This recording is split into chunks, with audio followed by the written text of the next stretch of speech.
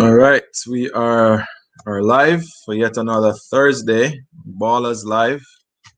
I'm your host this evening, Andre Virtue from Ballers Academy, and my co-host Gregory Simmons from Own Touch and Futsal RVA is not feeling well, so he's not going to be with us tonight. So I apologize for those who are looking forward to having Greg. Um, I am obviously very excited about tonight's live as we delve a little bit more into women's football. Last 2 weeks ago, we had an amazing discussion with two very, very important people in the women's football landscape. We had Coach Andrew Price, currently one of the national coaches of the Reggae Girls, and we also had Tashana Vincent, one of our very own Ballers Academy coaches, and is now currently a part of the national setup, sharing their own personal experiences being a part of the game and the challenges that they face, as well as some of the highs. It was very good to listen to them sharing just so much. It brought so much passion. You heard them speak so much about their involvement in the sport and the love that they have for the sport. Definitely is something, as I sit back as a coach myself, to listen to Coach Andrew Price, has been involved in the game in so many different levels, continually committed to giving back and hearing his experiences of here locally, but also obviously getting to a place where traveling with the Reggae Girls, going to France and sharing his experiences as well as his local experiences. For me, that was really a blessing to just sit down and to listen. Sometimes we take for granted the work that people are doing on the ground, and the struggles that they have had to go through over the years, to be able to produce or to be able to make difference or to make a change. And so I was honored to have them on, and definitely our attempt right now is really to talk about women's football, and us playing our part. We at Ballers, we do have a number of girls that are in the program. We do want to do a lot more in terms of exposing the girls and having them hear from others, to help them to begin to create a passion and a love for the game. It's one thing for me to share my passion, but I'm not a girl. I don't know what the challenges are. I might not be able to communicate in a language that they respect and that they understand. And so hearing from persons who are in the sport and growing and learning is very important. And we continue to shed light on some issues. We continue to bring information and knowledge to others so that the objective is really to help us to grow and to develop the game. And we know it's a very important part of football, not just on the men's side, but on the female side. And definitely doing a lot that we can do here locally. Beyond us, we hear about the Reggae Girls, we hear about the success of the Reggae Girls, we hear about some of the challenges and the issues that they have had in the media. They have a number of different things with the federation, with the girls, with the coaching staff. But my view is that if we don't know the information, we don't know what's happening out there, we're not going to learn. So this is not intended to tear down anyone. It's not intended to expose problems. It's really just to talk about the sport, talk about the game, talk about what's needed to be done, and bring people to the table so that people can begin to be happy. That we're Jamaicans, we're proud Jamaicans. We love our country. We love the flag flying. We love to stand up where our national anthem is being played and see the girls and the men play, and we get full joy out of that. But if we don't do some things deliberately at the youth level, at the development level, if we don't do some things that are going to help to change, we might be dreaming about something that is not sustainable. It's always talking about it, but it somewhat falls off from time to time. And so Gregory, my co-host, in earlier time, we had his daughter Cameron, who came on, who is a part of the National Under 17 setup. At the moment, she's looking to go to college soon. We have Trevor Spencer, is another colleague, teammate of mine. Daughter is playing college ball and also on the national, I think is on the U15 team or U20 team, sorry. And so, we know that there's so much that is happening for football, and we wanted us to play our part. And, looking forward to shedding some light. And tonight we have another opportunity to bring some more knowledge and to bring some more information our way. And I am proud to to present our guest tonight. I have watched from afar, I have observed, and pretty impressed with what has been achieved, but I don't know the full story, and I don't. And many of us probably don't know. And so, without holding back, I just want to bring our guest on to join us. And so, good night. I want to invite and introduce, sorry, our guest Nicole McClure to our Ballers Live tonight. Good night, Nicole. Good night, good evening. Hello, everyone. Thank you for having me, Andre. Appreciate it. Great. So, Nicole, as I in my introduction, as you heard, I mean, the objective tonight really is really to talk about you, talk about your football, your soccer, talk about just your experience. There's someone out there that needs to hear your story. There's somebody out there that has been inspired about your story so far, and we want to inspire some more people. So, um, please tell us about Nicole. Who is Nicole? You can go as far back in your early days, but we want to know who Nicole is. We're going to touch on. So, our listeners, thanks for joining. Big up for those who are online listening. So, I want to big up my good friend Gerald Hector, Miss Barbar. Thank you for joining. Natasha, Brenton. Thanks for those who are on, and I know the others will be. I encourage you to send your questions and your comments in the chat so that we can have a more fruitful conversation. Um, so for all of us who are here, Nicole is just going to talk a little bit about her background, her football background, where she played, what are some things she did in her earlier days. Then we're going to move into talking about her college years, what that experience was like. After leaving college, where did she go? She shared with me that she has played all over the world. We want to hear a little bit about what all over the world means and what those experiences are. Obviously, playing for the Reggae Girls. Obviously, a very memorable moment etched in all our minds was that penalty shootout and her coming up trumps for us and us qualifying for the World Cup. We want to join in that experience. We want to hear about that, and we want to hear about our highs and our lows, some recommendations, suggestions. So that's what the night is going to be on. So it's going to be a good night. And so, Nicole, over to you. Tell us about you. Wow. Okay. All right. So I guess you want an autobiography kind of thing. All right. Well, again, good evening, everyone. First of all, big up Finey, aka Natasha Douglas, for having me on this program.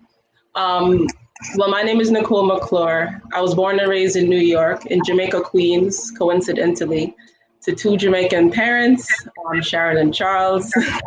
Big up Sharon right now, watching from downstairs. Right now, I'm based in Queens. So I grew up, I started playing football when I was 8. I wanted to do everything my brother did. He's 2 years older than me. So if it wasn't for him, I probably wouldn't be, talking to you all right now. Grew up playing for, my first club was Auburndale Soccer Club, based in Queens. Played there since 98 till I think it was 2002. Moved on to East Meadow, more competition out in Long Island, New York. For those of you who are watching, those of you who are familiar with football here in New York, Long Island soccer is queen rather. So I played there for a few years, got a scholarship to go to University of Hawaii. I did about 1.5 years there, 2 seasons there. Then I transferred to University of South Florida, go Bulls.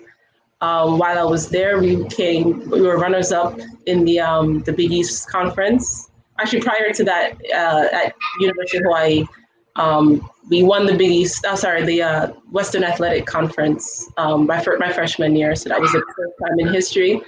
Same thing with USF, making it to the finals was also a historic moment for the school. After that, after graduating in 2011, I immediately went pro, played in Iceland for Selfoss, very, very nice club.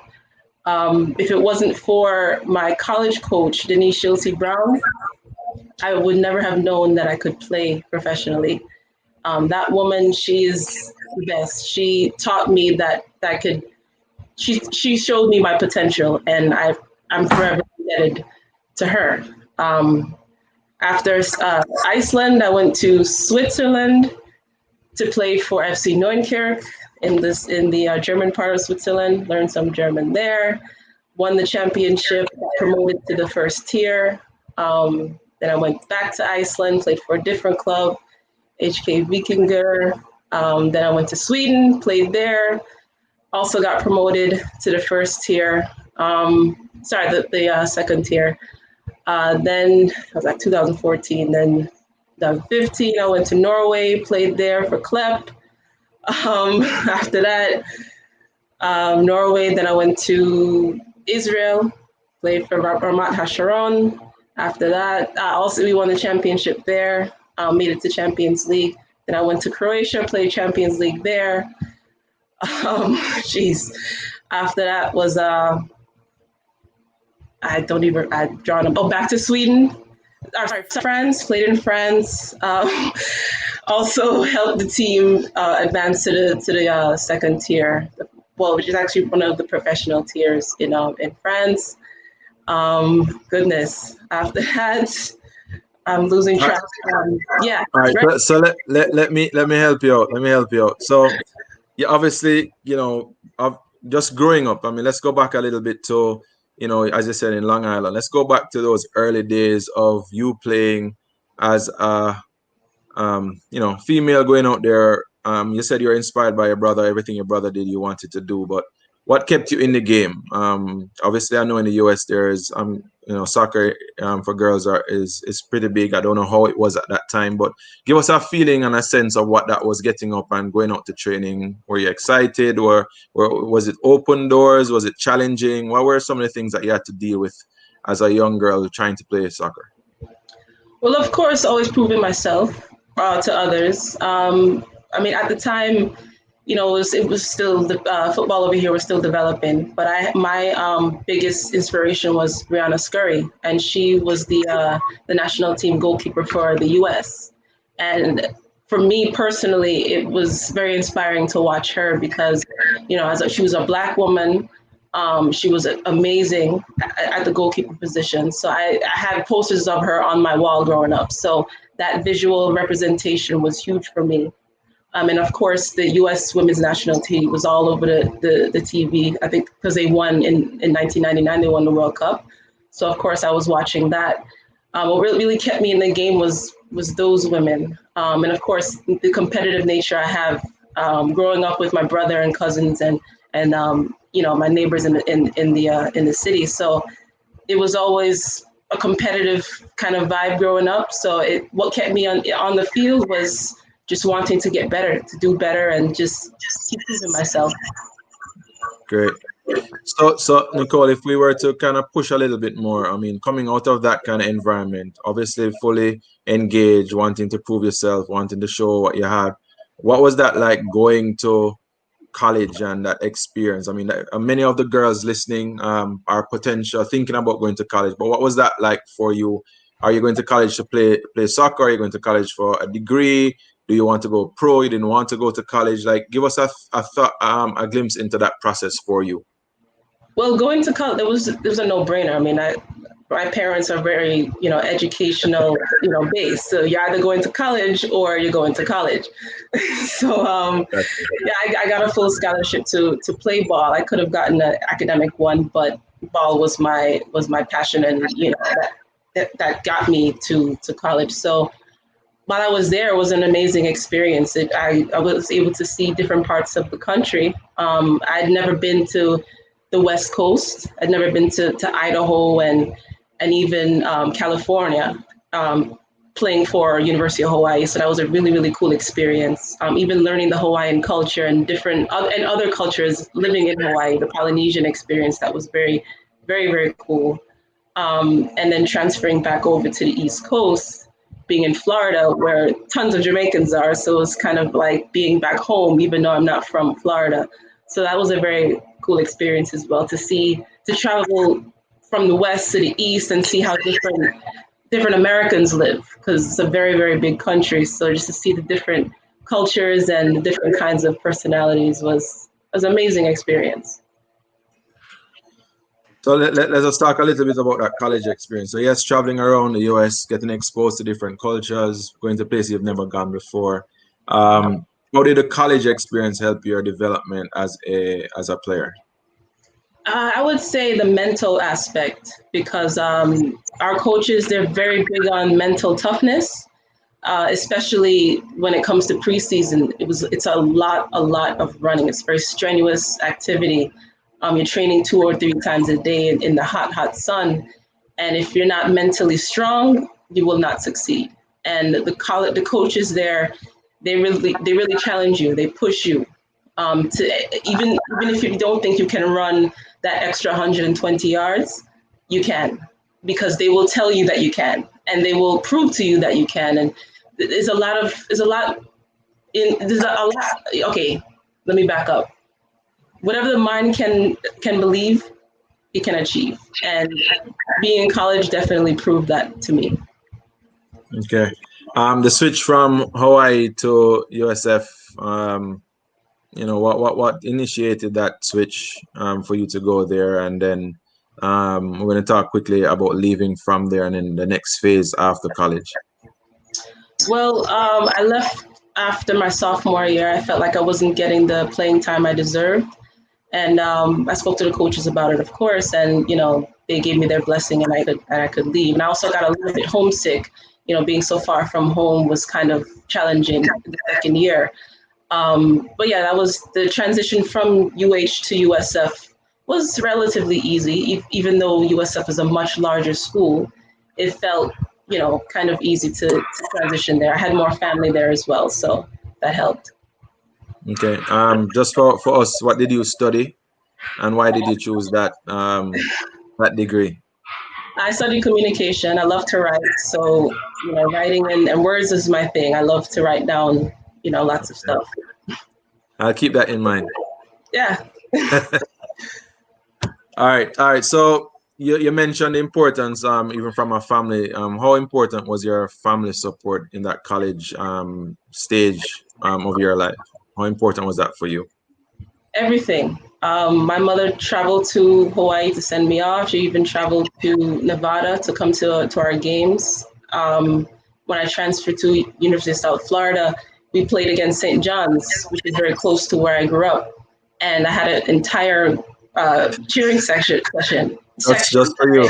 Yeah, just for me. You would think it was a home game, the way that they were carrying on. Just a bunch of Jamaicans in a corner carrying on and had signs and everything, and it was amazing. So family for me is very, very important. You think about, and you look back think about those college days, the teammates that you played with, the opponents you played against. Is there anybody that that you remember that just like, one of those players that you just never forget, or one of those games that you just never forget? Maybe the good in it or the bad in it, I don't know, but anything that just jumps out to you that you just can't shake from your memory? I would say that St. John's match at St. John's, we beat them, I think it was 3-2, and I had an amazing game. Even though I didn't have a clean sheet, but I played very, very well, and I shut down. I shut the place, as my mom would say. Everybody was just going crazy. Even the other coaches, because I know them from growing up in playing in Long Island. So even they had to say the keeper really, shut us down. If it wasn't for her, we probably would have won that game. So that particular game at St. John's stands out. I believe it was in 2010. Okay. So something I did not ask, and it would be poor of me to just keep going and without ask the question: why a goalkeeper? I mean, of all the positions, why a goalkeeper? Well, I started playing basketball growing up. That was my first love. So I was always very good with my hands. And then one day at training, at football training when I was 8 or 9, we would take turns in goal. So maybe take 1 or 2 shots and then the next person would go. But after my second shot, I just stayed. And they were like, no, Nicole, you have to, Katie has to come in or whatever. And I'm just like, just in the zone. So from that moment on, it became Nicole the goalie when I was 9 years old. All right. So there comes a transition that all of us face. So we spoke about, you leaving from high school, going to college and what that was like. But here comes another transition now. You finished college, you graduated. Were you playing club ball at that point, where was your exposure for you to go pro? So I kind of trying to connect leaving college and going to pro, and what was happening in between. If you could just share with us what that would be like, or Well, what that was. at the time, I didn't even consider playing professionally. That wasn't on my mind. I was on the track to go into corporate America and do the 9 to 5 thing because I had interned for 3 summers prior to graduating. So I was on that track. But then my college coach, Denise Schulte Brown, she said, you know, you're an elite athlete. I think you should go this route. And I have some connections in Europe if you'd like. So I considered it, and of course I took it. And you know, also with my mother's blessing, she said, "Go for it. Why not? I mean, you only live once, you know, and this is something that you love, so just do it."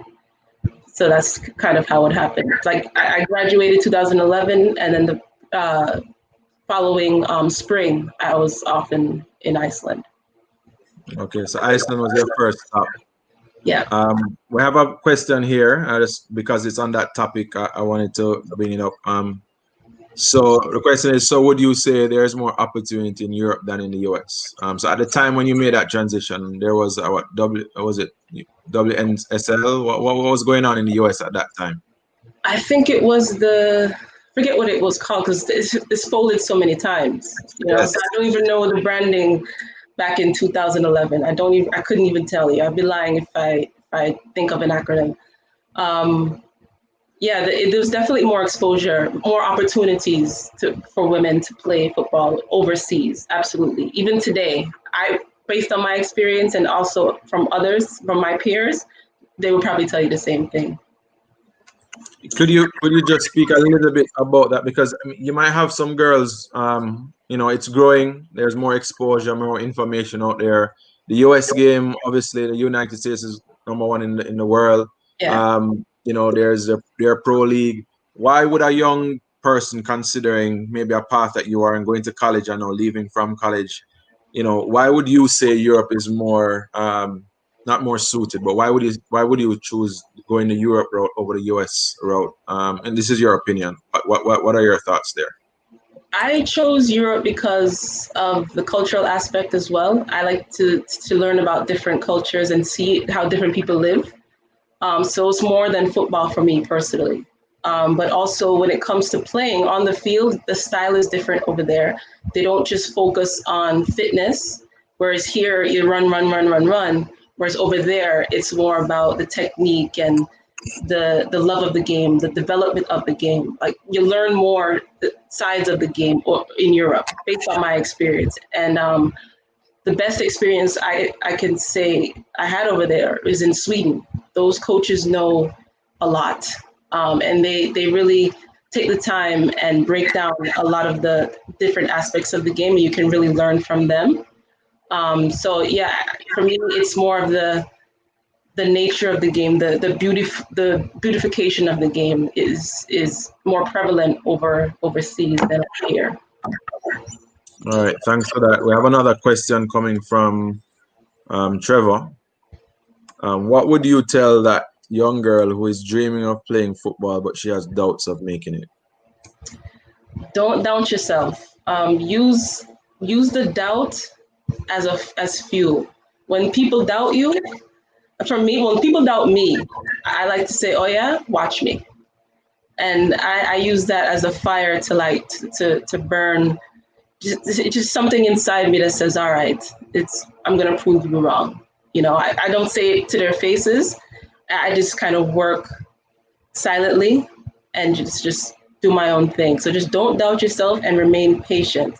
Patience is key. Like even right now, in this very moment, I'm in between contracts, and I'm just remaining patient. I'm working hard.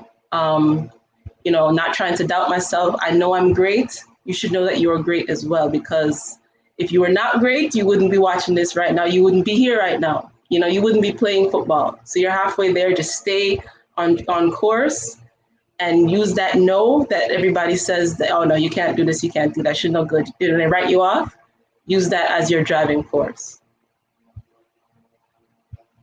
So, you know, those are definitely good pointers for anyone thinking about. Definitely have to keep encouraging and inspiring others, and hearing it from someone else who's been down that path is definitely inspirational. So thanks for that, Nicole. You mentioned Sweden. Sweden has a very special place in my heart. My brother and I were in Sweden for a while, and it was an amazing experience. I mean, you're Gordon and what's your other team? Is it? Yeah, it's Aiko. How you pronounce it? I don't know. What's the big the big club? Yeah, that's one. They were green and white. Yeah, they were green and white. Yeah, there's a lot. Yeah. Gothenburg, a bunch of them is good. Yeah, so it was a wonderful experience. I mean, obviously, it was more on the male side that we were there, and we're trying our part in playing. But it was a wonderful experience being there in Sweden. You mentioned Iceland, you mentioned Sweden. Give us a glimpse into, you playing in these clubs, being a Jamaican, coming from the US, being a goalkeeper. It seems like so many things that are not the normal route. So you're not playing outfield. You're not from Europe. All of these things. But you are here now in Europe. You're in Sweden, and you mentioned some other countries, which I'm sure you're going to mention. But what was that like? That transition of you being there and playing with all of those things that are not normal. Shed some light into that for us. Well, first, it's definitely a culture shock. When I first arrived in Iceland, you don't really see people darker than a cloud over there. So that was kind of like, whoa, because I grew up in New York City and I'm used to different cultures. So that was a bit much for me at first. But then once I got there, once you smile at people, they smile right back at you.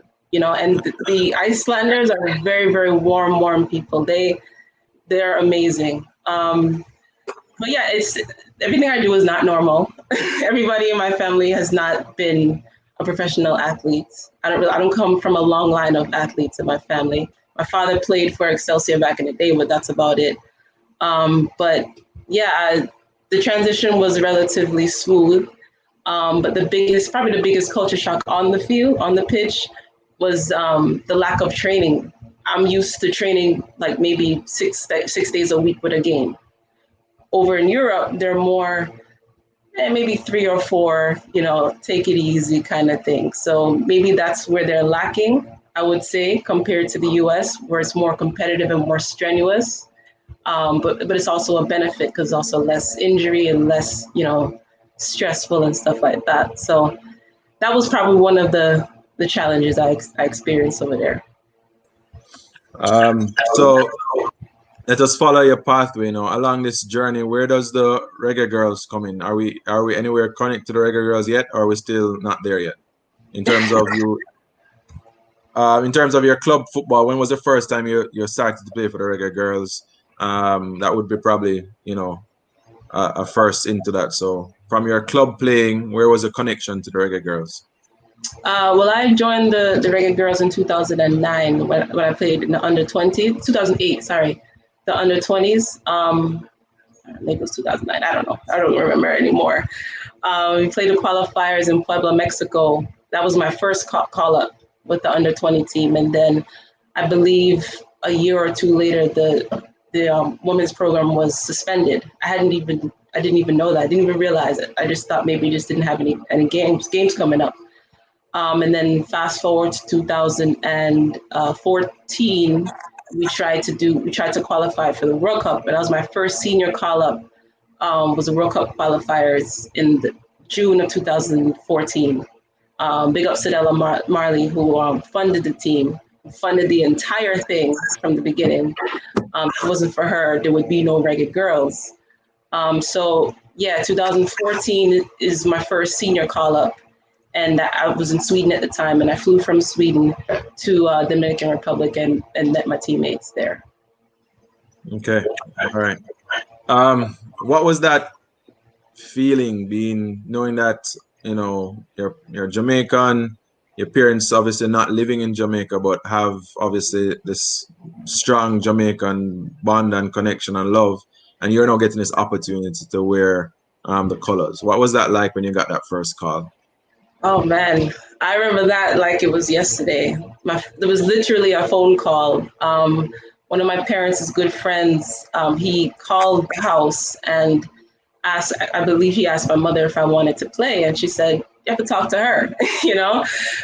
She handed me the phone, and I spoke to him, and I said, "Of course, absolutely, I would love to play for Jamaica." I mean, yeah, it's a dream come true. I didn't even know it was possible, you know. So I'm on the phone, and I'm all excited, and I said, "Yes, 100%." You know, I bleed black, green, and gold. Even though I was not born there, my parents raised my brother and I as if we were born there, you know, so enough respect to the entire nation and everything about the culture. So it's a humbling feeling, and I'm very, very proud.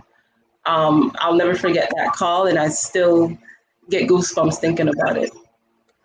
Yeah, you know, sometimes we take, you know, as little as much as you said a while ago about just your being humble and you bleed the colors. You know, sometimes we see you guys on the field, you're playing, you're representing the country, and we just don't know the history. We don't know what's behind it, you know. And there's such a huge joy in putting on the colors and representing the country. No, there is that discussion. Well, you're not born in Jamaica, and there are persons who are born here and they're not getting the chance, but you know, what would you say about that as a Jamaican? You don't see yourself in any other way. You see yourself as a Jamaican. So, you know, when you hear that being said, you know, how does that, you know, play on your own thoughts and your own mind? I kind of agree with them because I truly believe that if you have a national team, at least 95% of the players should be nationals, you know. However, there are expatriates like my parents who, you know, instill the values in their children. So for me, I feel like I'm probably the exception, as well as some of my teammates as well, because we respect the culture. We know a lot about the history of it. We spend time in the country. So I would say yes, it should be 100 and maybe at least 95% Jamaican born and raised. But it's also good to have a mix because growing up here, our style is different from the locals back home. Back home, it's speed, technique, and flair and all that stuff. Here is more aggression and more fitness based and stuff like that. So if you combine the two, you have an amazing team. And I feel like that's what we had from 2014 onward when I joined the senior team. Okay. Were there any memorable moments in the youth team? Before we get to, we're going to spend a good time talking about the Reggae Girls and the World Cup journey and all of that. But before we get there, let's stick. You're under 20. You went to the Dam Rep. You played there. Then there was the program was cut. But what were some memorable moments for you, good or bad, in that whole process? Coming to Jamaica, training, joining the team, getting exposed to some of our challenges, resources wise. You coming from the States, us not having certain things. What was that like for you?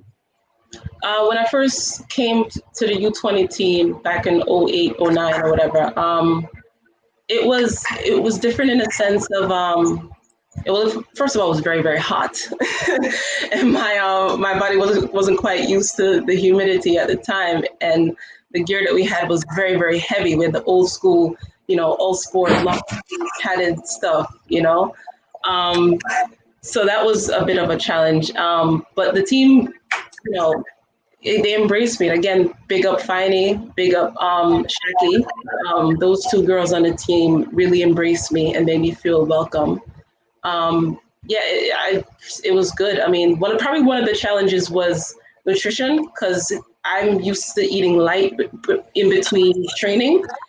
When you're in Jamaica, you're eating oxtail, ackee and saltfish and dumpling in between. So I had to be really on top of my game when it comes to food. I'm used to eating maybe a sandwich or a banana in between. But there at home, back in Jamaica, it's heavy foods. I had to be very mindful and cognizant of that. Yeah. I'm going to touch on some more questions. So thanks for those sending questions. Some very, very good questions. Oh, the club that I was talking about in Sweden is AIK. Oh, okay. Yeah. I know that. Yeah, my brother is online, so he's reminding me. My brain. I see it. Yeah. We have a question here from Crystal Mhm. Cuevas. Mhm. What are you doing now, and are you training to prepare for your next contract overseas? I'm constantly training. I was just training yesterday, actually, with Crystal. So big up Find Your Football and DK Henry Soccer out in Brooklyn. I train on my own as well as with my friend DK. When I'm on my own, I'm doing a lot of cardio, a lot of footwork, a lot of stuff that I can't do with other people. I can't really have shots taken against me unless I'm with my friends. But yeah, I'm trying to, stay fit, eat well, have a part-time job, so I'm making some money there. And I'm just staying humble and staying patient again and reaching out to other clubs and hoping they can, get me something within the next how many months before the next season starts. Okay.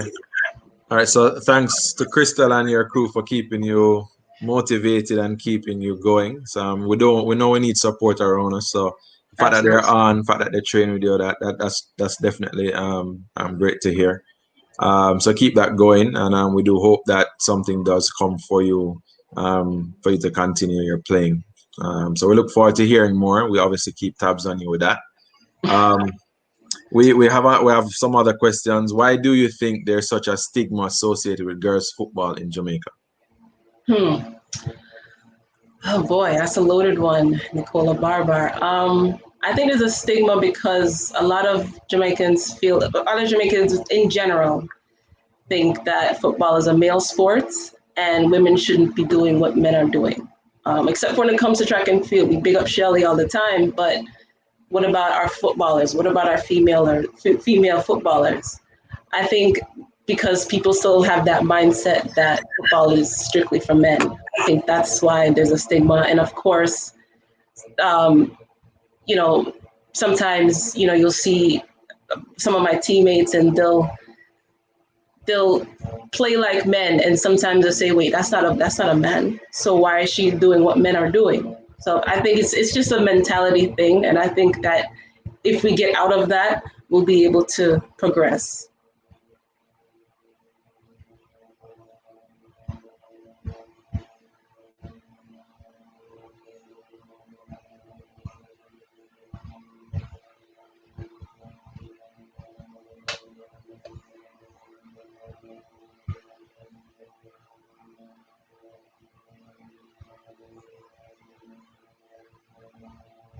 Andre, still there?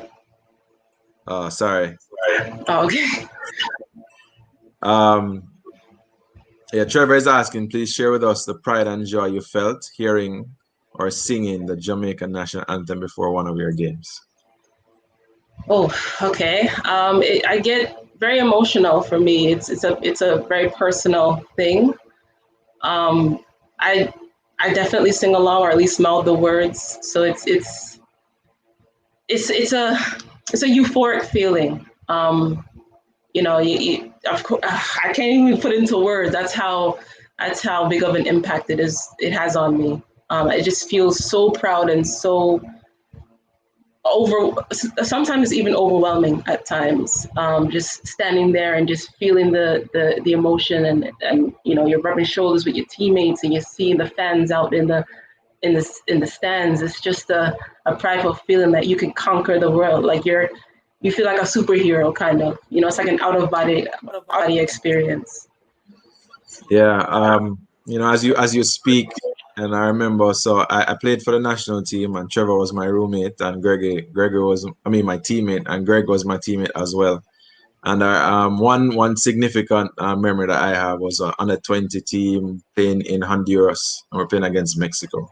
Mhm. Um, we obviously before the game even started, you know that you're behind the eight ball. There's you're playing against mighty Mexico. So many things that were against us, even our preparation. We don't have enough practice games. All of that Mhm. jazz that happens. But we're here. We're in Honduras, and there's so many things that were happening. We had training session going on, and by the time we got to the training session, we got there late because they detoured us all over the place. We only had a half an hour, and we got back to the hotel. There's a party going on outside. The phones were ringing. I mean, so many things that were going on. So it's like there's this build up of emotion and feeling all these different things. And we ended up coming now playing against Mexico. The stadium is filled. Obviously, the Hondurans don't want Mexico to win. So we are here in Jamaica, more so than hearing about Mexico. And Right. we, before the game even started, just being there, the big screen is up. We're standing up and we're looking at ourselves, and the national anthem is played. It's in a huge stadium. It probably can hold 70,000 people. There are probably 20, 30,000 people in the stands, and hearing a national anthem, and you're just like, wow, this is just amazing, I don't want to talk about the results after all of that, but it was an amazing feeling. So when you talk about the pride and just the anthem and what it represents, and even just what our anthem represents for our country, and to be able to represent our country, it definitely goes a very, very far way in just helping us to see how proud we are as Jamaicans, and how playing sport and giving your part, how that can really help to galvanize and inspire a nation. So, that question is a big question. So thank you. Thank you for that. Going through, you have all these are all your supporters, Nicole. Everybody's asking questions. So Natasha's asking about the World Cup. I don't want to get there yet. I want to kind of save that.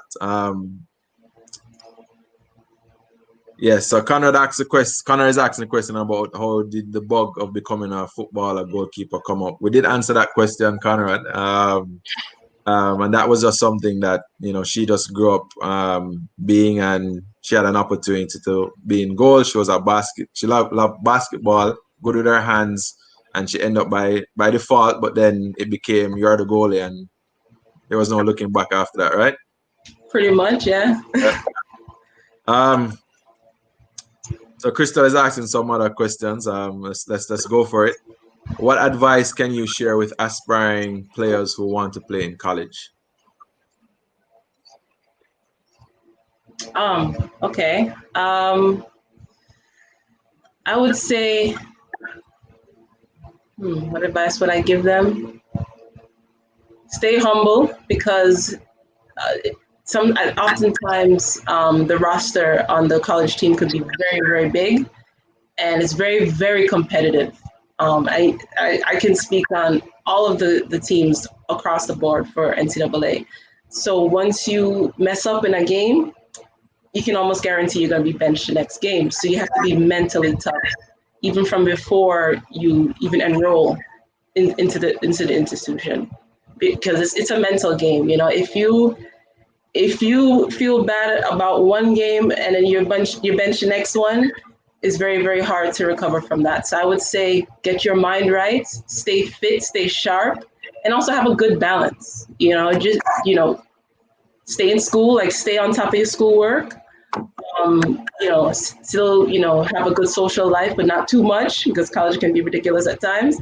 But yeah, just have a good balance, and just stay humble and stay very, very focused.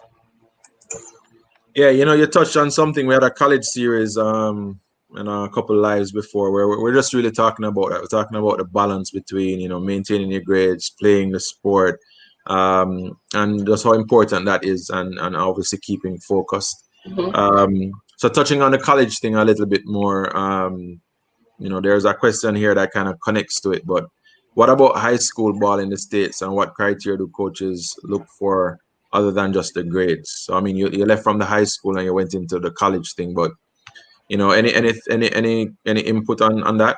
Because so Nicola has a budding daughter, Maya, who's in our academy, and obviously she's trying to think about what's next for her daughter. There's not much that's going on in Jamaica for girls football for her age, so it could be frustrating at times. So some of the questions obviously are trying to get a glimpse into what's out there. So can you speak a little bit more about high school sport, playing high school soccer, and probably leaving from there going to college, what that was like? Well, it's a little bit different for me, because growing up in New York City, high school soccer is not good at all. So it's really the club teams over here that will make it get seen by these college coaches. For me personally, it was I played ODP, which stands for Olympic Development Academy. Sorry, the Olympic Development Program, which is equivalent to the state team. So you're representing Eastern New York, and you play against other regions and also other states. So there are college showcases where we would travel to, and we play these tournaments, and Division 1, 2, and 3 colleges would come over and watch you play and scout you from there. High school in New York City, for when it comes to football, is not going to get you to play at a high level post high school. Maybe at like a local high school. So I can't really talk about that because I honestly don't know much about the transition from high school to college because I didn't go that route. So I'm sorry, Nicole. No, that's important. I mean, obviously from here, I mean, high school sports is pretty big generally. Yeah. And so there will be that. And knowing the States is not so much about the school sports, it's more club. But that's good. That's good information to know. Connecting with our club and finding your way through the club. Probably being seen by college coaches, then going to college, and then seeing from there and going to pro could be a pathway, but it's a pathway that we're sharing. So thanks for that. All right. So everybody kind of wants to hear about this World Cup and the Reggae Girls. I'm trying to delay it for the last part just to kind of go into that. But Nicola mentioned about high school, and she's talking about her daughter. But there are many other girls out there that obviously there are the highs and the lows, the disappointment. You spoke about being mentally tough. What are some of those other things, being in a male-dominated environment? But what are some of those things that you have to keep? I mean, you might repeat yourself, but I want you to kind of say it again for those girls, because they want to hear. They really want to hear about what did you have to do to persevere and push through the stigma, push through the challenges. What is it that you had to continuously do? And you look back now and say, boy, if it wasn't for... So you mentioned humility, you mentioned patience, but what are some other things? I would say surround yourself with positive people. My support system is very, very strong. My mother, my brother, I have very close friends, and my family in general, they all support me. They will tear me down and then build me back up, so you have to have thick skin in order to play at a high level. And even just in general, in life, you'll hear a no today and then hear a yes tomorrow. So you just have to be prepared for anything. But I would say, again, let that no be the fuel to keep going, to keep your fire burning, as Coach Price would say. So yeah, just have to keep going. I mean, several men and boys have told me, oh, you can't play, whatever. If she let that goal in because she's not a man, she can't reach the post or whatever. She's too short, she's too this, she's too that. No, whatever. I'll work on those so-called weaknesses and come back even stronger. So for me personally, I like to show people that I can do it, but I'll never say it to their faces. I kind of just let my talent speak for itself. So it's all mental, man. That's really all I have to say about that. It's just, you just have to keep on going. Never stop, never give up. Just keep going, fight for your life. So I'm as a player, no coach. I mean, I would have used those same words, talk to my players about it, but I'm going to push you a little bit, because you can say it's all mental, but then what does that look like when you say it's all mental? What are the practical sides of it's all mental and getting mentally strong? I mean, what are the steps that you do to get mental? So yes, that no is a motivation, I get that, but speak to us about when you say it's all mental, what does that really translate into? I would say literally, like, go out of your comfort zone. I would say, so maybe if your weakness is, for example, if your weakness is your fitness, push yourself to run those extra reps. Or for me, to do an extra set of diving or something like that. And then from there physically will be exhausted, but you will be definitely training your mind to just go for it. Don't hold back. Just keep on going. And also for me personally, I have a mantra. Before every single game, I look at myself in the mirror and I say, have confidence, be composed, be patient, and be poised. I say those things to myself all the time, and it kind of calms me down, and I'll be able to, perform at my best.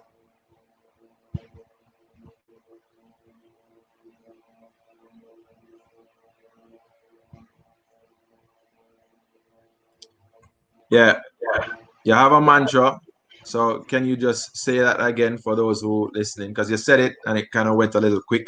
So just can you repeat?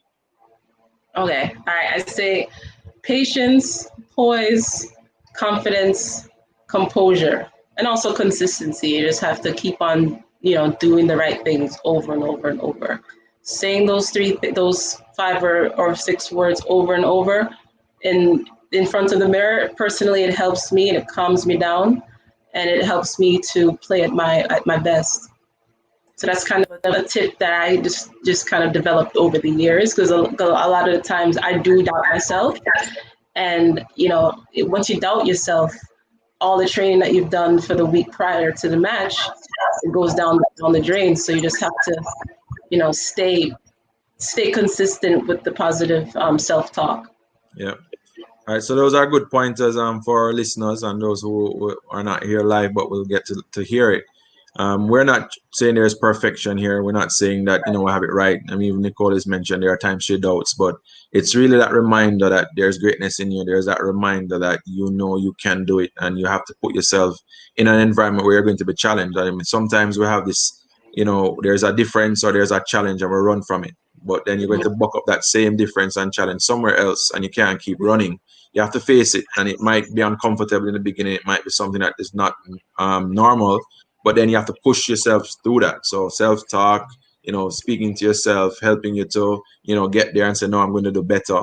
Take the no's that you've gotten and change those no's to, there are many coaches who have passed my path who said I never be and I could never be and all of those things, but there were motivations for me. So I can definitely relate to that, and just kind of encouraging our listeners and our, future players to really recognize that you have to, you have to put in the work. And in putting in the work, you're going to get challenged at some point. If you don't get tested, you're not going to know what you can or cannot do. And that test is really there to say, where am I? You can, as a measure. And it might be in a game where you didn't do well. It might be in a game that you did very well, but you still have to measure where you are, because you have other goals, bigger goals. So definitely good pointers there, Nicole. Thanks for that. We have DK, another one of your friends coming on. Going to show the question here. When it comes to you being a pro player, is there an actual off season for you? And if so, what are you doing in the off season to prepare for the upcoming season? So that's a good question. Yeah, very good question, DK. Yes, there is a off season. Sometimes it's longer than you anticipate. Case in point right now due to the pandemic. But yes, there is an off season. Usually the off season maybe will last on average maybe 5 months or something like that. What do I do to prepare during the off season? Lots of cardio on my own when I cannot train with the likes of DK Henry, or I would join a local team, or even just go play pickup with some Jamaican men on a Sunday morning. There's always something to do to keep fit and to keep your game sharp.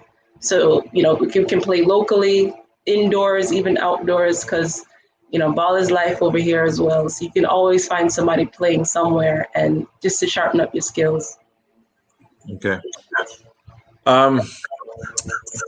As a player, I am interested to know. I know it has not been an easy road. I know there has been a number of ups and downs, but you kind of use that term that you have taken your nose and you've used it as your inspiration. What are some of those no's that you've had along your playing? I guess you could use it in light of your professional, because you have mentioned only Northern Ireland and Sweden so far, and I know you mentioned some other places you've gone. I want to assume that it's not all being starters, sometimes being on the bench, sometimes injured. So give us what some of those no's were, so that we can get a glimpse into your overcoming nature of who you are now. Quite a bit of no's growing up, even still now, you know. The most recent no I've heard before the pandemic or whatever is that I'm too short. I'm 5'7". It's not that short. Um, Someone immediately looked at my profile and said, "No, we don't want her. 172 centimeters is too short." And I was like, "What? You know what? I can't control that. You know, I can't, stretch to be 6 feet tall." So I kind of used that as, you know what, that wasn't for me. So forget them, you know? And I just use that as also as a fuel, because if you look at the highlights or whatever, even seeing me in person, I'm relatively athletic. So I can make up for the lack of inches. And also when I was in Norway, 2015, I was recruited as the starting goalkeeper. I went over there and did really well in training, outshined the other goalkeeper, but yet I was on the bench. Again, I'm the type of player who doesn't, throw a tantrum or anything, just keep on working, So I just kept on working. The following game, I was also on the bench, and there was a pattern. I'm on the bench. I'm on the bench. I'm on the bench. So I spoke with the coach, and he just told me just keep working. I was like, okay, so this doesn't make any sense. This is what I'm doing. So what's going on? And then I just realized, you know what, this is a waste of time because everything I do is not good enough. So I decided to leave that club. And a few days before I left, I told the other goalkeeper, and she was shocked because she knew that she was having bad games, and she knew that I was, doing better than she was. So she was getting kind of nervous at the fact that I was gonna, take her spot. So she was like, "Wow, that you're leaving.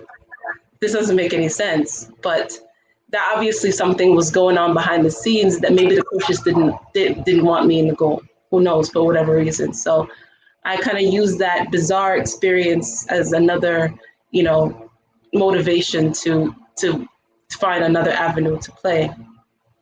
Yeah. Another follow up to that, Ron is asking, how do you overcome criticism? So along the lines of the no's, obviously there's a ton of criticism that is right, almost in line with that. Well, how do you overcome, or how have you overcome some of the criticisms that you've gotten?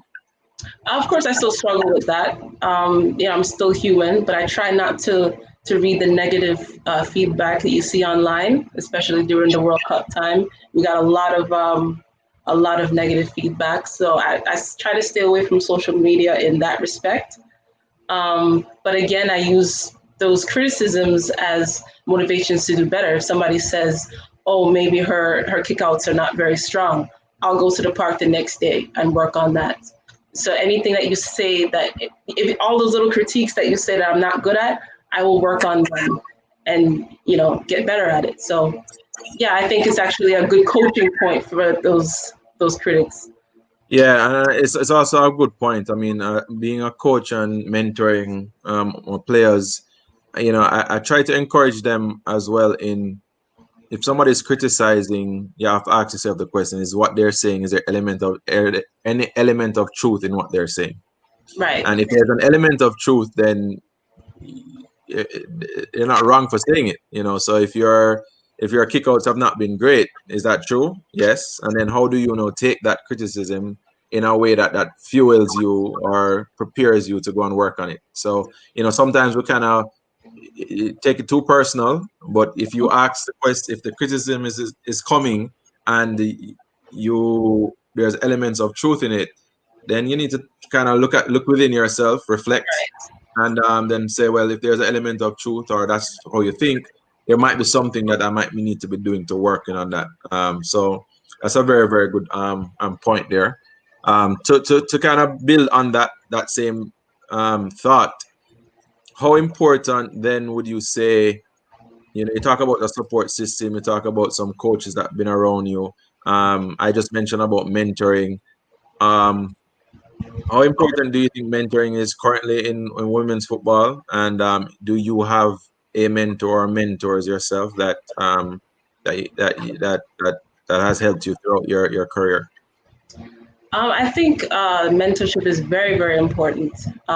For me personally, I kind of live in my head as a goalkeeper. That's what we do. We're always thinking about, oh, maybe I should have saved that one. I should have held on to that ball, so on and so forth. But do I have a mentor when it comes to football? I have a few I lean on, few, past coaches and even some of my peers. I'll reach out to former teammates and, they will, tell me what I need to work on or even tell me things that I'm very, very good at. And even to ignore some of the foolishness that I would hear, the outside noise. But yeah, mentorship is very, very important. You can't grow that way if you don't have a mentor. If you don't have somebody holding you accountable, it's very difficult for you to grow as a person or even as a player. So I think it's a very, very important thing. Yeah, I mean, here we're faced locally with, we see a lot of things on the television. We want to become these players, or even not specific to sports, just in general. We want to become this, CEO wants to come, but there's a lot of lessons that are learned along that way. There's a process that we go through. Student athletes, professional players, and sometimes there's that desire to be vulnerable in one way, but who do you be vulnerable around? Who do you ask certain questions? Who do you you finish a game and the answer is, you win some, you lose some. I know I don't want to hear that. I do not want. No. But when someone comes up and say, look, I know how you feel. I've been in that situation. You're a little bit more open to listen because that person understands the pain. And these are moments in life that, we take for granted, but it is the difference sometimes by keeping someone in the game. It's also the difference by helping someone to get over maybe a bad patch, maybe a bad part of their season. And I'm an advocate for it. I do a lot of mentoring, and I think it's something that we definitely have to recognize the value in it. Sometimes it's not even on the field issue. So I know you said within football, but you have mentoring in another way, career path, mentoring in spiritual life, your pastors, your elder, whoever those other people around you that sometimes it's not mommy and daddy, sometimes it's not the family, because the closest ones to us at times, maybe we don't want to open up to them. Right. But fortunate for those who are able to have that kind of relationship with their close family members, but sometimes where we are doesn't permit us to have that kind of conversation. So the mentoring is important. And so for those who are listening, I would implore you to go out and look for and seek after a mentor. I mean, mentors don't find the mentees, it's the mentee going looking for the mentor. So you have to, look, is there someone that their attributes, something that you see in them that you'd want to be able to be around. You spoke about being around positive people, your influences. Those are some of the things that help us, because football is a saving grace. It saves us from many things that we could have gotten caught up in had we not had a right support system around. So thanks for that point, Trevor, about being mentoring. I'm a little passionate. Just to add on to that, I would say don't be afraid to ask for help, because a lot of times you would feel maybe embarrassed or whatever, but you'd be surprised. People want to see you succeed, and also even reach out to therapy. That's also a very big thing. Sports psychologists help. Even regular psychotherapy will help as well, just to see a different, or even hear a different perspective on things. So don't be afraid to ask for help, because people want you to be great. Well, there is the view that I'm weak if I seek therapy. There's a view that I am weak if I don't. So, talk a little bit more about that. I mean, I don't know how much of us are really balancing the student athlete, the professional player with the things that you just spoke about. So, you have any experience in that, any exposure to that yourself, or even you just want to encourage someone else on the importance of it? I mean, like I said earlier, it's important to have a good balance. So if something is off outside of football, it will affect your game. So like I said, it's very, very important to seek help. I've had therapy before, and I'm not ashamed to say that. I was apprehensive at first, but once I had the sessions or whatever, it helped. And again, you'd be very, very surprised. People want to hear your perspective and also help you, so you're not weak. Asking for help is not a sign of weakness by any means. I mean, you need help to reach the top shelf, right? And you ask for a ladder. That doesn't make you weak. So it's the same thing in life. If you want to climb that, colloquial ladder, you need help. A man is not an island, as they say, right? Or something like, or how the saying goes. Yeah. No, so thanks for that. And it's good to hear, as I've been saying, it's good to hear persons like yourself saying it's okay, to ask for help. It's okay when you're in a situation and you don't have the answers or you need to get somewhere, ask for it. A lot of learning I know I've had is because I've had interactions with others who have a different perspective. The word difference comes off as something wrong or negative, but we're schooled different, we're exposed different, and therefore we have a perspective on something. But the ability to listen to maybe why you thought that way or why you approach the problem that way, I might not necessarily need to adopt but I can appreciate your perspective on it and why you'd have approached your training that way or your decision to do something that way. And okay, I can respect that. Or maybe there's an element of what you have done that I could probably adopt. Not necessarily everything, but there's some things about what you've done. And you only get that by rubbing shoulders. We say iron sharpens iron, And so if I'm by here listening to you, I'm getting a perspective on women's football that I don't have, and I have a greater admiration, a greater respect hearing it and not reading in the newspaper or watching social media and getting my opinion from that. I'm getting it live from someone who's experiencing it every day. So my perspective begins to be challenged in what I thought before. So I challenge us collectively as we think about the game. There are a lot of areas that, we're whether it's self-esteem or problems, and we kind of stay in that little shell. But, try and find someone that you can probably, share a little bit more of and ask for help and see where that help takes you. So that's significant for us. So thanks for that, Nicole, for sharing with that. All right, so we have our Reggae Girls time. We want to talk about the Reggae Girls. We want to transition there. It's now qualifying time. We're going through all of the trips, the travel, the training, the squad selection, who is being called, who is not being called, issues with the JFF, games to be played. Hey, get us in. We want a front seat into that mind that's running million of miles as you prepare for trying to qualify to go to France. Oh boy, lots of foolishness going on behind the scenes. Stuff that I don't even know about, to be honest with you. Okay, so I guess I'll take you back to the summer of 2018. I was again in Sweden playing for Sundsvall. I was not there for the pre-qualifying matches. I was playing with my club team because those international matches did not fall under the FIFA dates. So that's another challenge that we face as professional footballers. A lot of times the international friendlies or even qualifying matches don't fall under that umbrella. So a lot of times you won't have players that you're used to seeing on the field because their club team will not release them. Gotcha. So I faced that in the summer, but I think it was May and also in June when we played against Haiti and Colombia, I think it was. I was not there for that. So then fast forward to the fall, I was called again to play. This time the games were under those dates. I nearly couldn't go because my Jamaican passport was almost expired. So it was a lot of hoops I had to go through. Again, big up my mother for making that happen. She had to call a ton of people and we had to do a lot of things remotely. So again, so that I flew to Texas from Sweden, met up with the team. We played it first match against Canada, I believe. We lost 2-0. Then we played Costa Rica. We beat them 1-0.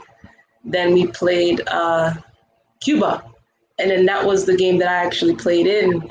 And the pressure was relatively high, even though Cuba's a so-called weaker side. We had to beat them by 9 goals, minimum 9 goals. Again, Jamaicans, we are resilient people. You tell us to do something, we will do it. So we rose to the occasion and won 9-0. Made it to to the quarterfinals or semifinals, don't remember, against USA. That match was kind of a, it doesn't really matter match because we were focused on the next game because we were guaranteed a next one. So we lost against Panama. I'm sorry, excuse me. We lost against USA. Sorry. Again, lots of barriers against us because lack of preparation. We didn't have a proper training camp before the actual qualifying matches. Oh boy, a lot of miscommunication, a lot of changing in schedule. It was just a lot. So then come Panama time, it was do or die. Either if you win, you go to the World Cup. It was a third place match. If you lose, you have another chance, a second chance, and you would play a playoff match against Argentina, in Argentina, the upcoming November. That would have been a challenge as well because it's during Thanksgiving time. People are still in school, so that was also weighing on our minds. A lot of my teammates are young, so they're still in college. Some are even still in high school. So it's almost impossible for them to think that we'd have to miss even more school to play football. So that was also weighing on our minds. So if you didn't win that game, oh boy, dog nyam yourself, as my mother would say. So that game, Panama game, I didn't play in that one in the opening minutes. It came down to the wire. We scored first, they equalized, and then back and forth again. It was the 120th minute I was subbed in. It was coming down to penalties. The coaches saw that I was doing well in penalty shots in training, in the trainings before. So I guess this was kind of planned. I don't know. You have to ask Coach Price about that one. So they subbed me, and I was a final sub, the fourth sub. Thankfully, we had that extra substitution to make. Came in, and then we went into penalties. So before you go there, so you're on the bench. Your team is obviously there. Final minutes, you get called to warm up and to get ready. What's going through your mind at that time? I was just watching the game, going through the motions, supporting my teammates. I've been in that position before, being on the bench or whatever. So I was just, staying calm. It was very tense, even on the bench. I want to say Trudy was walking up and down the sideline with her messed up knee. Like that's Trudy Carter, right? Yeah, Trudy Carter was hype, and she had a messed up knee, so you can imagine how the adrenaline was pumping through her. So what was going through my mind, I would say, just be ready. You never know. You never know what can happen. And to be honest with you, Andre, I never doubted that we wouldn't make it to the World Cup. Number one, because of Coach Price's positive talk. He was so encouraging. He would constantly say, "It's written in the stars," just randomly say that, And I really believed in my teammates and in our team, to be honest. We have great talent. Bunny and Kanya and Jody are just superstars. They really, really held us down. And of course, Den on the left. So I believed in the talent and the tenacity that we had. And our mentality approaching each game was very spot on. All right, so you get subbed in. All right, talk us through that last part there now. I get subbed in. The goalkeeper coach, Busby, he turned around and says, go get warmed up. I was like, all right. So I took off my coat. It was really cold that night. It was like 40 degrees Fahrenheit. Coming from 95, where we had the game against Cuba. That was a very hot area in Texas. And then we went up to Dallas, and it was like 40, and it was raining too. So we all were freezing on the sidelines, didn't have proper warm gear. It's another challenge that we faced. So it was important to stay warm. So he told me to warm up. Took off my coat. I said under my breath, all right, big man thing now. So I put on my gloves, started going through my warm-ups, my reps on the side, found a patch of grass, and had one of the the coaching staff volley shots to me, and then they subbed me in, and yeah, I just did my thing. So you make it sound did your thing. So we're on the other side. We're sitting down. Obviously, you see Schneider in the goal. You say about this change. Where now is this the right time to make the change? Or the coaches, this is it. We are on this side kind of wondering. So are you going? Penalty kicks are going on now. What's running through your mind now? Because this is, like I said, big woman thing time now. So tell us what the big woman thing time was and what you had going on at that point. Everything is now on the line. Right. For me, that just kind of hyped myself up because I'm like 10 years older than Schneider. So in my mind, she's still a child in my head, So I was like, all right, big one thing now. Time for experience to kind of take over. But of course, Sydney was phenomenal in that entire tournament. So no shade to her at all.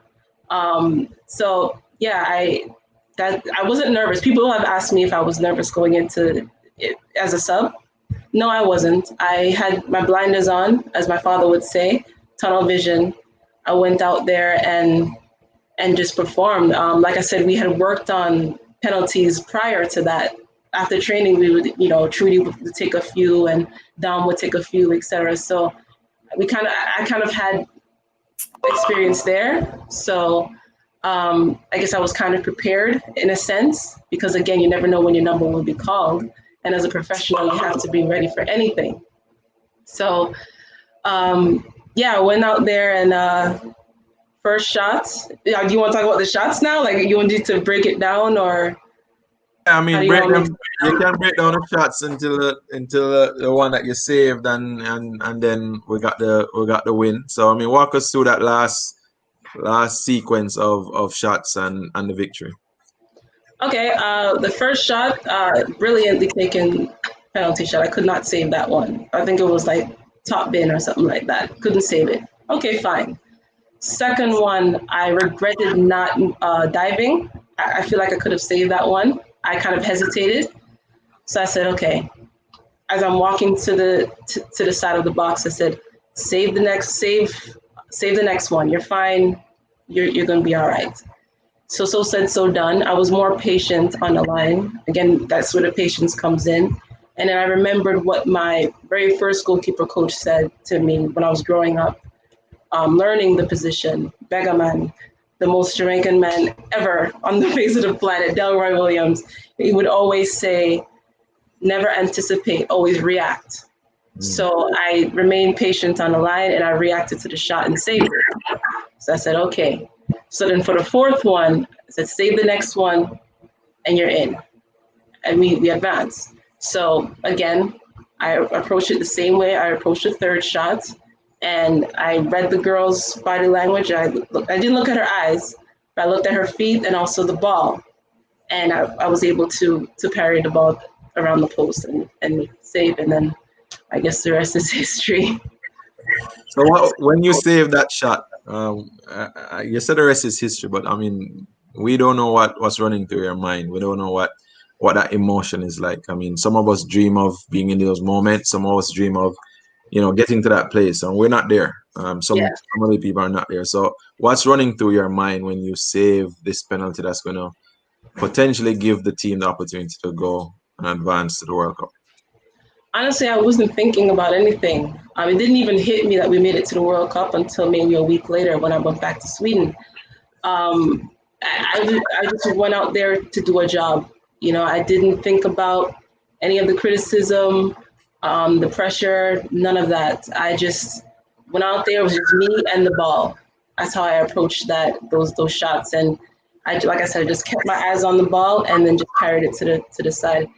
I really don't know how to explain it. It's a keeper thing, you just have to just go in the moment. Go for it. Yeah, just live in the moment. Because again, even after the shot, I didn't even realize what that moment did until days later. Like the entire nation was like, is head over heels over us. It was just so overwhelming. All right, so obviously we are watching the television. We see the save. We see the Jamaica score. We advance to the World Cup.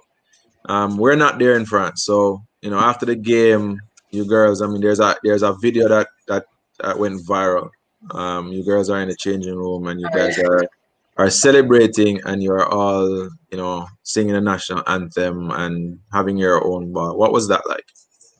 Oh man, that was a sweet moment. I arrived a little before that happened because I had a quick interview.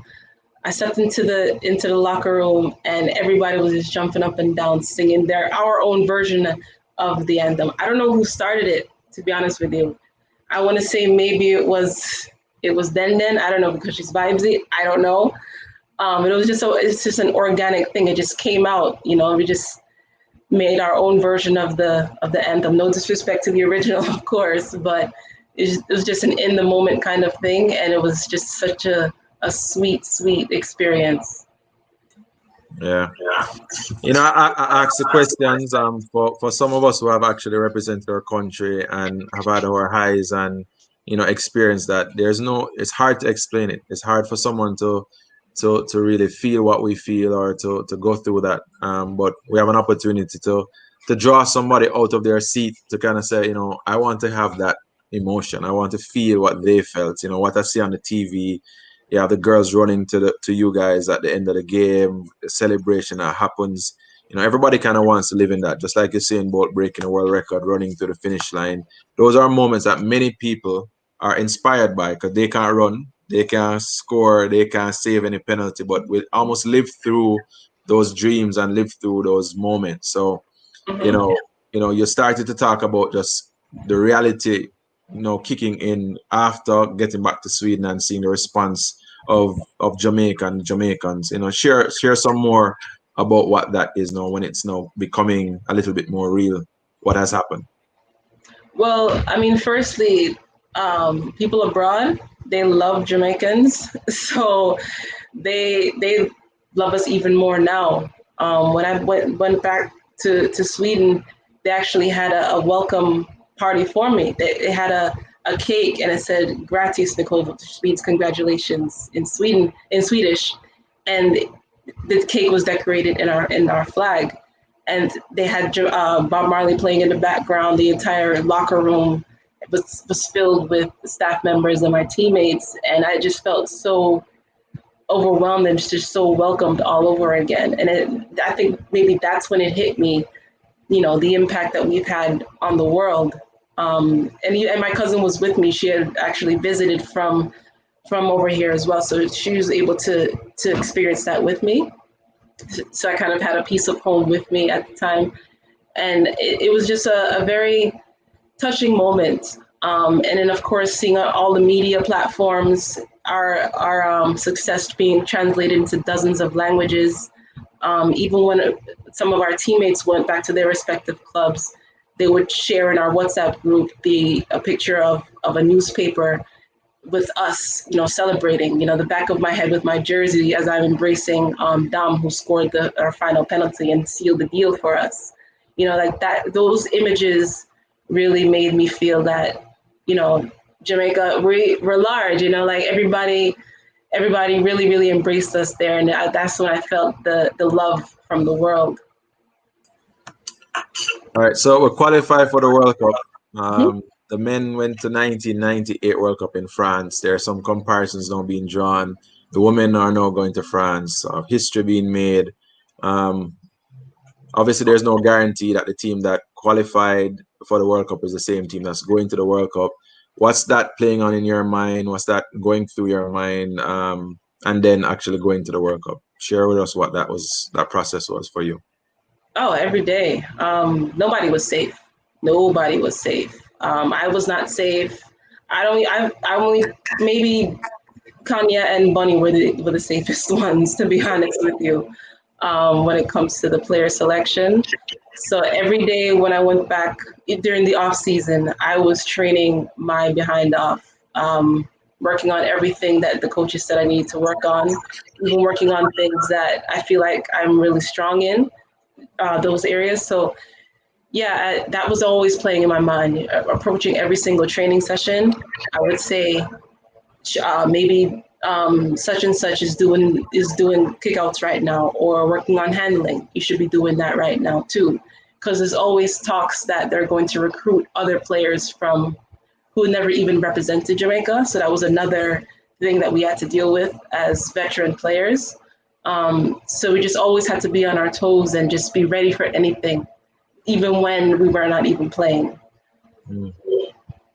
So what would you say are some lessons in that process? Because I mean that obviously plays a toll on you with uncertainty.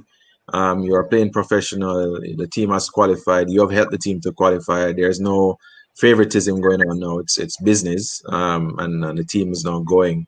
But what are some of the lessons that I guess you could have taken from that experience? That you look back now. I would say not to overthink it too much. Because like I said before, I live in my head. So a lot of times I'm thinking about the past way too much. And that kind of affected my performance on the field. So today's me would tell back then me to stop thinking about it. Just go out and play. Stop, cut the foolishness and just keep playing. You know, just work on the things that you need to work on and to live in the now. All right, so let's go into the World Cup now. All right, your team is selected. You're a part of that team. What's that feeling now that you're being selected on the squad? You're going, and our first game is against Brazil, I believe. That was our first game. Mm-hmm. So walk us through that part. Lots of team meetings, lots and lots of team meetings, and lots of media. It was an overwhelming experience a lot of the times because the schedule would change a lot. But that's another thing that we had to overcome. So approaching that was a bit of a challenge. Approaching the game itself too. We were expecting a huge turnout because Brazil and Jamaica, we love each other when it comes to football. Pele is like our god on the field. So, you know, and also, of course, Marta is our goddess. So playing against her was like, you know, it's like a kind of like a historic kind of thing. So I would say nerves played a part too. I didn't play in that particular game, but I felt the vibes and the atmosphere in that stadium was so intense. You know, all you saw was black, green, and gold, and then a little bit more green because of the Brazil flag. I would say that it was 50-50 when it came to the support, the actual support in the stands, and millions of people were watching. So I would say that was a bit nerve-wracking for some. Yeah. But we overcame that. I think we played a fairly decent game. We held our own. But I mean, it was just an incredible experience being there, you know? Yeah.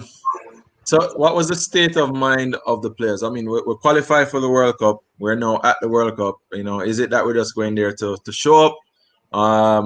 You know, we are the thoughts that we're going there to make a statement. We have a strong team, or we've done what we need to do, and it's now vacation.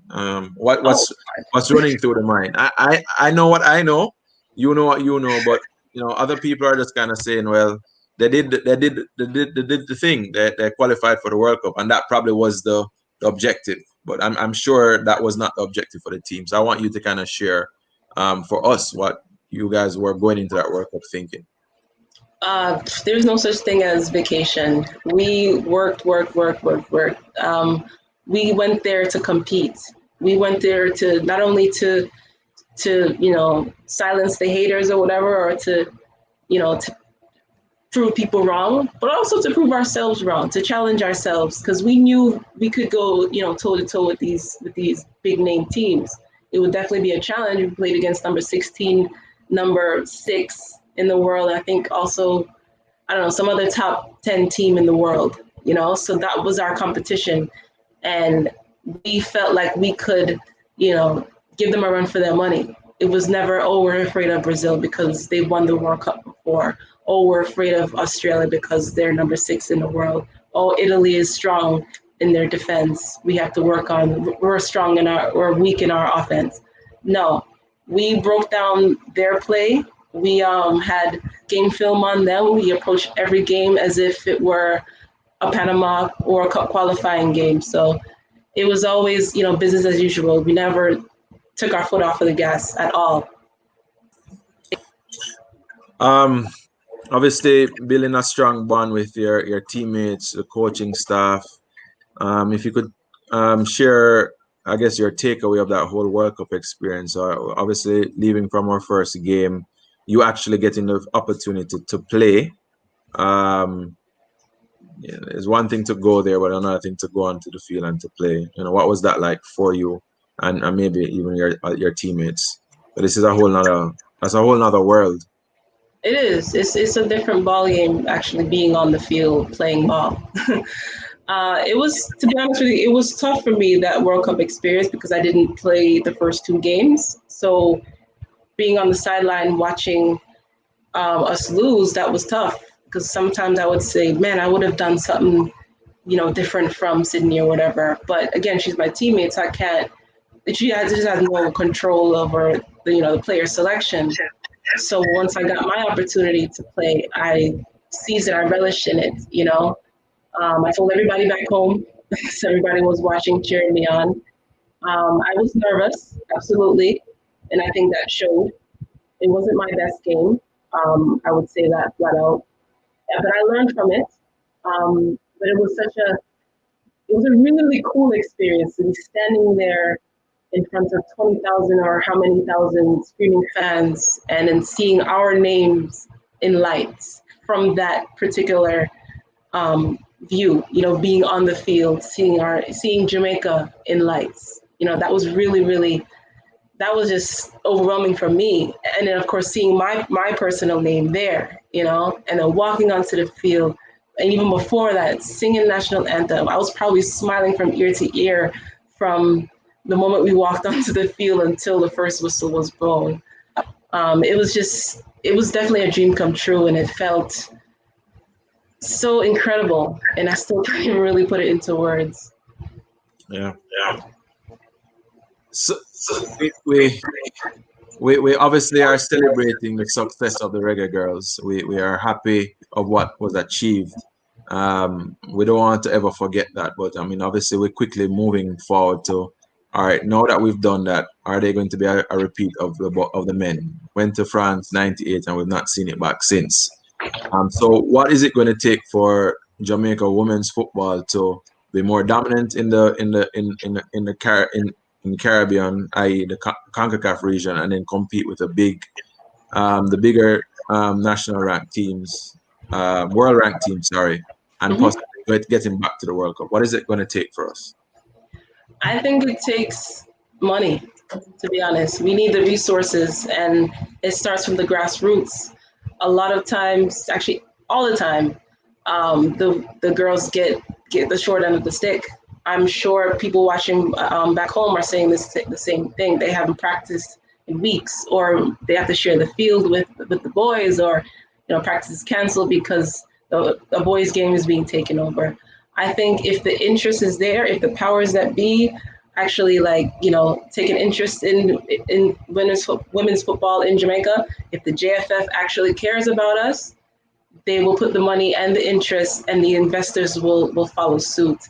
It's all about money, unfortunately, and we need that investment in the women's game, in the girls program, so we can develop them and just spark the interest and keep the fire burning, as Coach Price would say. So it starts from there, from the very bottom. If we have the resources, the interest is there, then the motivation is there, then the seriousness is there. The coaches will come on board. The better coaches will come on board. They'll get certified. It will just be a snowball effect, and we can do this all over again. But we can't stop here. We haven't had a game since, I couldn't even tell you, August of last year or something like that, and that's unacceptable. And we need more seriousness from our bosses, from the JFF, to actually keep us going. Yeah. So you and I spoke before here, and I told you there's no there's nothing holding back. We want the sport to grow. We definitely want the women's game to grow. So, I mean, you touched on some important points. You did say money was an important thing. You did thank Cedella Marley and the contribution that she made. But if you have an opportunity now, somebody is on the other side of this live listening, why should there be an investment in women's football? What is it going to benefit the country? What does it benefit the girls program for someone to invest in you, i.e. your teammates, i.e. the regular girls? Why should we? Why not? I mean, you do it for the boys. Why can't you do it for the girls? The interest is there. Girls play football. Girls play football in Jamaica. Girls play football every single corner of this world. Why can't we have the same opportunities as our male counterparts? Why not is what I say. You know, like we want to play and we're good. We'll work hard. You tell us to do something, we'll do it. We'll listen. Girls are different from boys.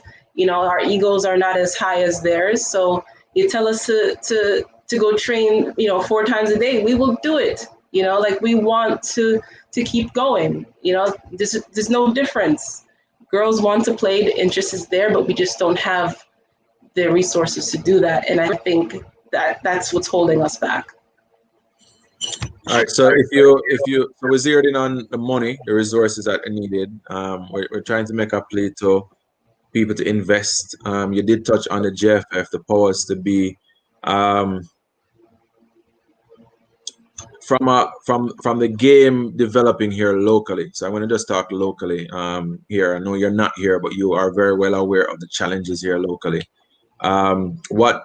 What do you think needs to be done here locally to help the game? So yes, I know money is needed, and I understand and I appreciate that if the money is there, it has like a domino effect and more people come on board. But just in some practical steps, what do you think needs to be done for the girls program here locally? I would say, to challenge the players more, of course, don't hold back. Like I said, the interest is there. Just keep girls interested, keep them interested, what I should say, because it's challenging as you get older. The game is not going to be as easy as it is at the grassroots. So I would say just keep going, just keep playing. Just keep going, man. Like I really don't know what else to say. Like the interest is there. So. All right, so I'm gonna push now. So yes, there's interest. So we have a group of girls, a number of girls that want to play the sport. Mm-hmm. If you are in Jamaica, what more would you do? So there are girls that are in the classrooms. There are girls that are home. Nicole is in Jamaica. Her teammates are here. As a current player, what would you do? Give me some practical things that you would do to inspire that change or that interest. Forget about the JFF, forget about Cedella Marley and whatever, but what would you do? I would make the training sessions very interactive, make it fun for the girls. Tell them that they can do it, inspire them, motivate them to keep on, to train hard, but also to remind them to have fun. As a literal approach, if I'm actually on the field with them, I would encourage them to go harder or to even, get out of their comfort zone. Maybe pass the ball with your left instead of adjusting your body to pass the ball with your right foot. Some little things like that. Right. To just remind them that they're good, that they're good enough. And this will also build their confidence. And I think that's very important in the women's game. We kind of, just women in general, we kind of doubt ourselves, female athletes. So if we motivate the girls, then they'll have the confidence to, go out there and showcase themselves and prove, that they are good enough. Yeah. Having obviously networked or connecting with the other teammates, and I know you guys still communicate, you still kind of stay in touch. I think there are a number of girls who don't know your story, don't know the story of the girls, don't know what the sacrifices that you guys are making. I know you have your own social media, your social pages, and people can go on. But in the school system here, other than when Issa does schoolgirl competition, there is no advocacy happening for girls football. And so one such way is whether you guys come home, whether you guys are on holiday, link up with the local ones. You have to go into the schools almost like a showcase. You know, go in there, sit down, having a rap session, talking to the girls. Because they have to feel you. There's a dependence that is when there's a game and the JFF does what they need to do and they interview you and you get to know who Nicola McClure is, but that's when game time is. But long before the games and the training and the excitement about World Cup is the grassroots. It's the happening every single day, and why should I do it and what avenues? You guys are connected to college programs, college coaches coming down and talking and sharing their experiences. I'm just sharing some thoughts that I know I have, which cannot be done unless you girls are a part of it. And I could be wrong. There could be things that are happening that I'm not aware of, so I'll put up my hand. But in admitting to growing the sport and in admitting to get girls more involved, I think more of that into the schools, from even the prep and the primary schools, of seeing the regular girls walk into that school and not from a PR. There's that PR part where you come in the country, you have a 4-day, a training camp, and then there's a sponsor that wants to go somewhere, and it's a picture. And I'm not talking that. You know what I mean? It's not that. I'm talking about before. It's not because of the media. It's because we want to be able to get into the primary and the prep schools. We want to see the girls. We want to invite them out and, get them excited, get them going on YouTube and typing on Facebook and searching who Nicole is and, getting that whole excitement going, because it has to be built.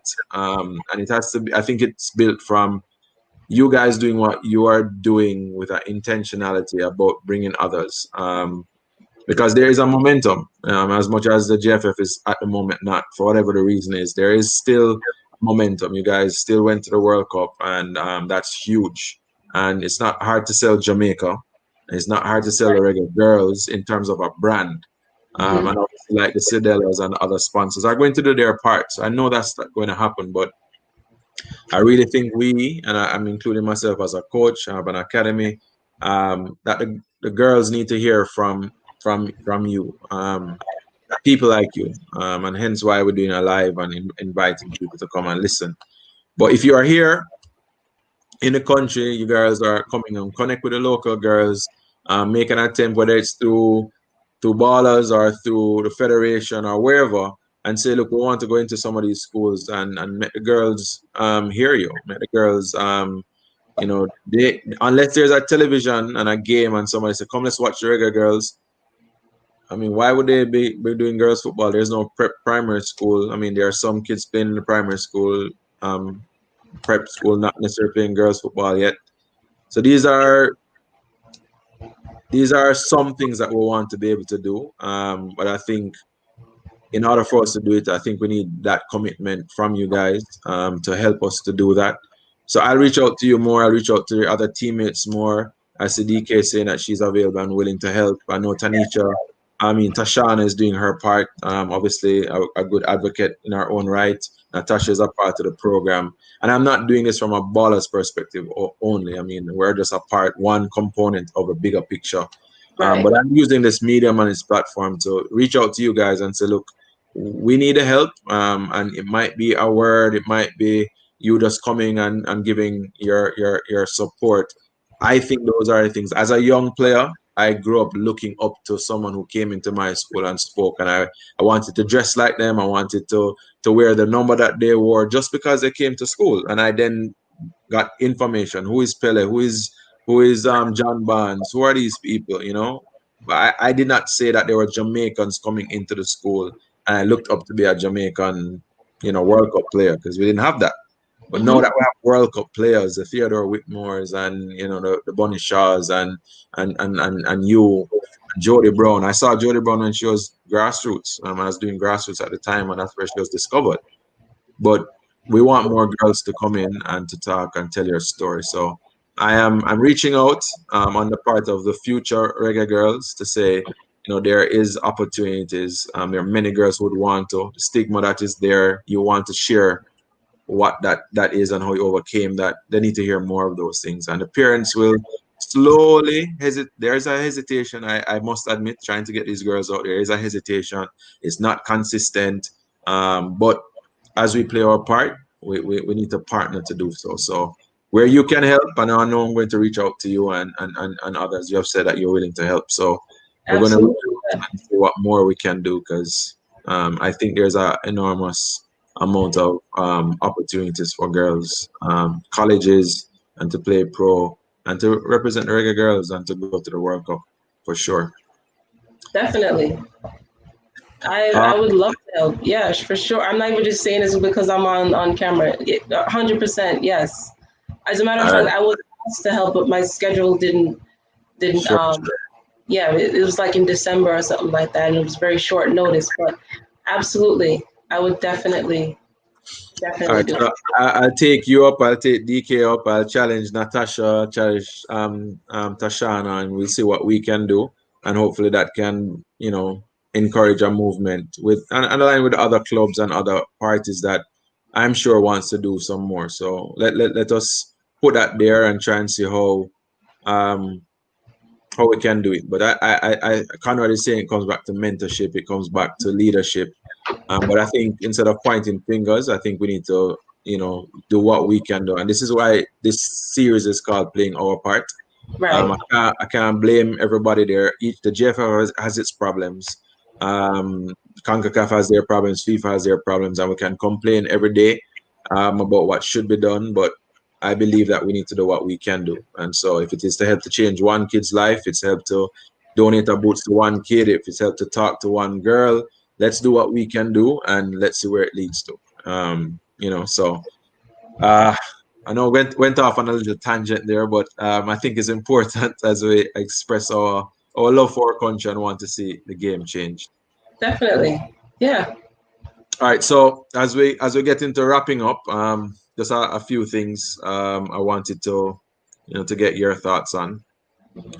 Um, if you knew then what you know now, Mhm. what would you do differently? Okay. I forgot you asked me this earlier. I would say, hmm, probably to live in the moment. Um, what I mean by that is don't worry so much, because a lot of times as a player, I replay the same game over and over again in my head. Um, if I get out of that, I'll be able to enjoy the game, and also the experience of the entire, living abroad experience too. So, it's all connected. So I would say today's Nicole would tell back then Nicole to not sweat the small stuff so much. Yes, ball is life, but life is also life. Life goes on. You have to just move on, and don't put so much pressure on myself. Because my first year when I was playing in Iceland, it was a really tough season. I let in dozens of goals. I don't know how we managed to stay afloat in the league, but we did.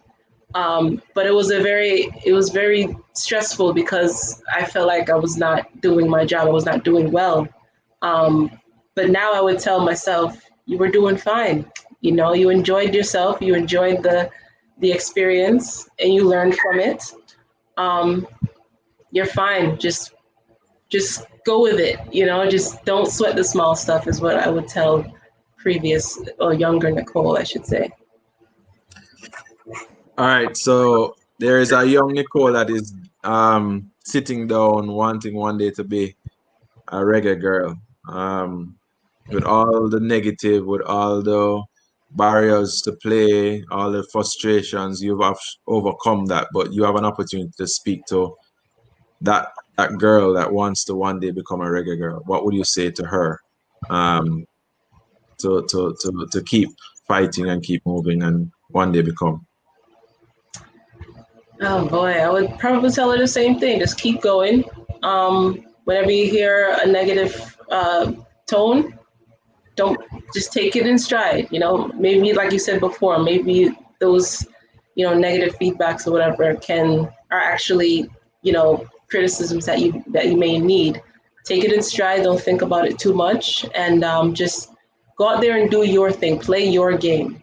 Just don't get caught up in all the noise, outside noise, and just stay humble, stay patient, and just stay confident. And just go with it. Enjoy the game.